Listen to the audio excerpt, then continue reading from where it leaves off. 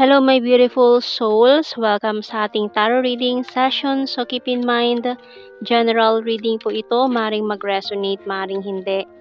Kunin nyo na lang po kung para sa inyo and leave the rest. Maaring mag-shift na energies or magkabaliktad ang sitwasyon. Kaya kayo na pong bahala kung saan kayo nakalugar sa reading natin. Okay, so let's see. So we have here the Seven of Wands and the Six of Pentacles. Ace of Pentacles. Two of Pentacles. Uy, juggling energy na naman to. Defensive mode. Tingnan pa natin.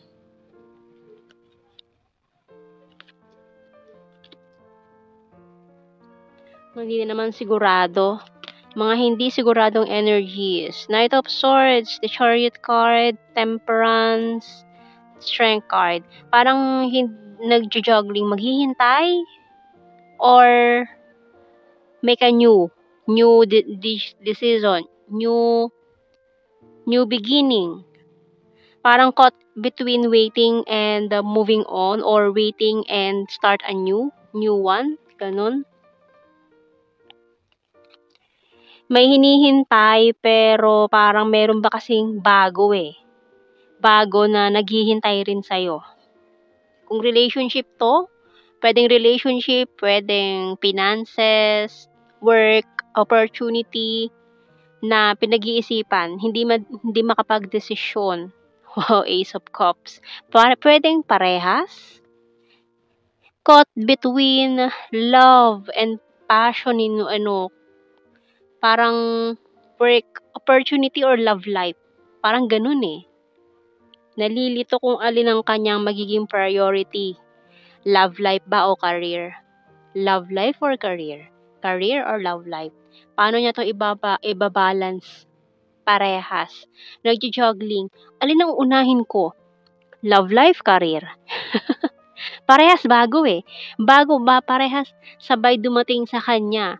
So ngayon nalilito siya kung alin ang uunahin niya, love life ba or career niya. Pero marami akong naririnig na sinasagot career. Ayun. Career daw muna. O sige, tingnan natin. Tingnan natin message ng Archangel. Ang dami. Ayan, kuha lang tayo isa.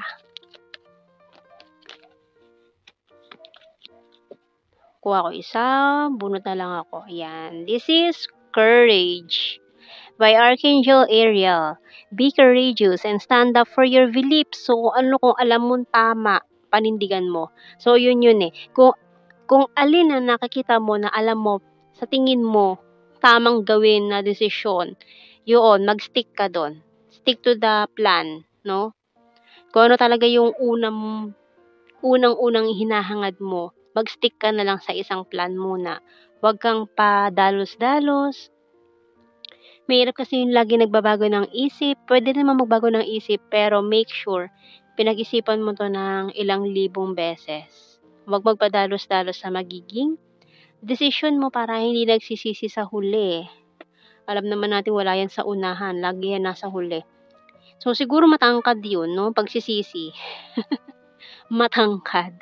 Kasi 'di ba, pag naka-line up, yung maliit nasa unahan, yung matatangkad sa hulihan. So lagi matangkad siguro.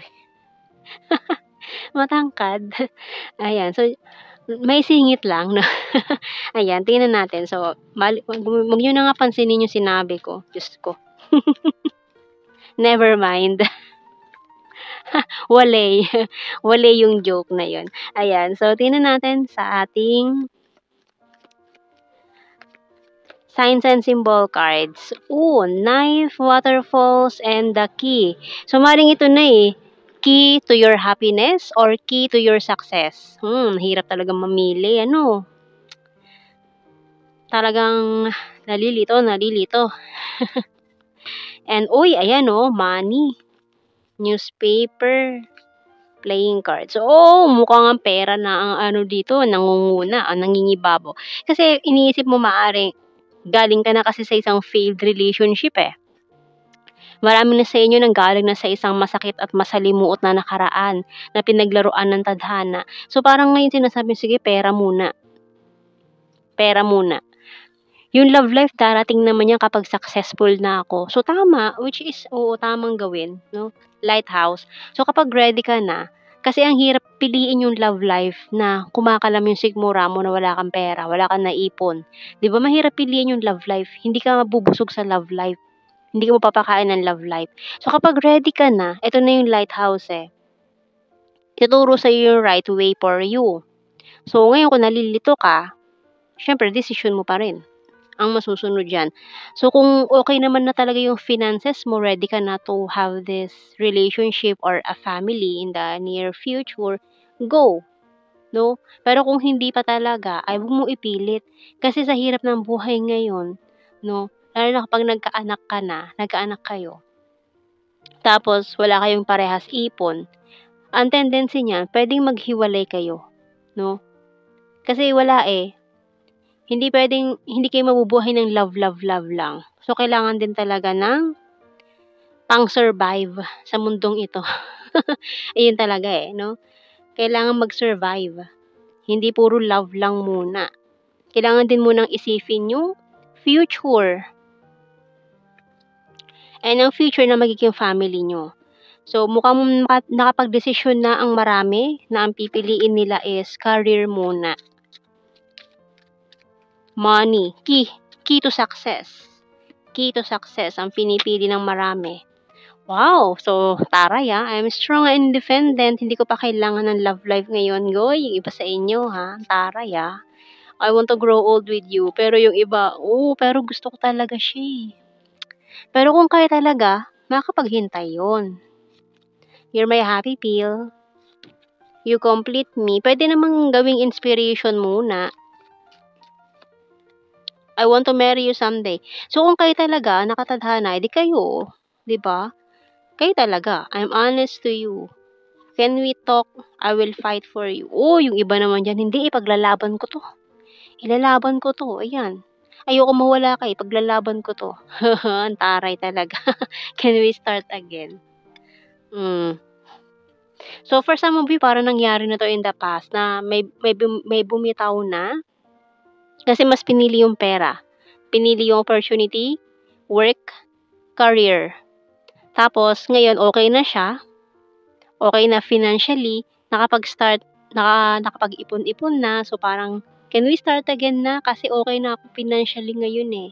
Hindi na ako katulad ng dati na nagja-juggling ako between you and this opportunity na dumarating sa buhay ko. Kumakatok sa pintuan ko. So, ngayon, dati nalilito siya. Ano yung pagbubuksan niya? Love or career opportunity. So, ngayon, yung iba sa inyo na nangyari na to in the past, na binitawan ka dahil mas inuna yung career niya, ngayon nagbabalik siya sa'yo, and para ikaw naman yung pagbuksan niya. Di ba? So, ganun talaga yun eh. Kung kayo talaga, wala makakahadlang nun, magiging kayo talaga. Pero kung hindi, ibig sabihin, yung paghihiwalay nyo is just a redirection kung saan ka ba talaga dapat. No? Tingnan natin. You came closer than anyone. Wow! Tingnan mo naman ang ginawa niya. After niya pinili yung career, I bury myself in work to forget you. So, pinili niyang kalimutan ka. Pero, baliwala ang lahat ng yun. Kasi ikaw talaga eh.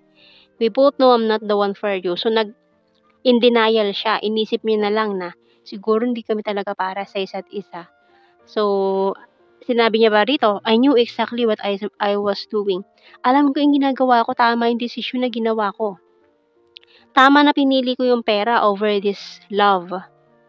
Ayan. Yun yung mga panahon na in denial siya eh. I feel you leaving me behind. I left you before you could leave me. I'm not available. So, kasi itong I'm not available na ito, hindi lang yan love life eh. Pwedeng career din yan eh. Mas inuna niya eh. Ito inisip niya, baka iwanan din niya ako in the future kung siya yung pipiliin ko na wala akong pera. Paano kung makahanap siya ng mas higit sa akin na may pera, ako wala. 'Di ba? So, inisip mo niya agad, nag-overthink na nag-agad siya. Kumbaga, advance mag-isip. na baka iwan din niya ako kasi wala akong pera, wala akong mai-aano sa kanya, wala akong mai-o-offer. So, pinili niya muna talaga yung career. And I want you. Ayun. So, yung bottom card, I'm grateful for the spiritual lesson. See? It's about the lesson eh. No, hindi lang basta ka kapusukan ng puso or hindi lang basta puso ang inuuna. Kailangan din balansehin 'yan, heart and mind and soul. 'Di ba? So, yun talaga yun. So, tamang desisyon na ginawa niya muna yung career niya. Nag-invest muna siya para in the future, okay kayong dalawa, hindi kayo gutom parehas, no? Which is practical. Ayan, nagpaka-practical siya na mas piliin muna yung career niya bago love life. Tingnan natin sa initials natin. Yan kasi ang naaano minsan ngayon eh. Kaya maraming mga kabataan ngayon ang nalulugmok agad sa pag-aasawa. Tapos, hindi pa naman financially stable, nahihirapan, naghihiwalay, tendency naghihiwalay, 'di ba? Kasi hindi sila ready. 'Yun ang hirap sa mga mapupusok ngayon. Ayan. So, anong nangyari? Hindi siya naging mapusok. Mas inuna niya yung isip. Pinili niya 'yon. Meron tayong Enye, letter V, J, U, E, N, C. Z, and letter A. Bottom card, F. Tingnan natin sa blue card. Reminiscing. Uy, missing you. True love. Wow. And family. So, kayo talaga, kung kayo naman talaga na, no, in the future, magiging kayo naman talaga eh. Kung okay na, kung ready na, if the timing is right. Or the both of you. So, yun lang yun. Hindi kailangan magmadali. Hindi kailangan madaliin ang mga bagay-bagay lalo na't hindi ka pa ready. Mahirap madapa, mahirap bumangon kung madadapa ka nang hindi ka ready. Wala kang tools para makabangon agad-agad. So, syempre, ang hirap naman humingi ka ng tulong sa iba. Mahirap yung ganun.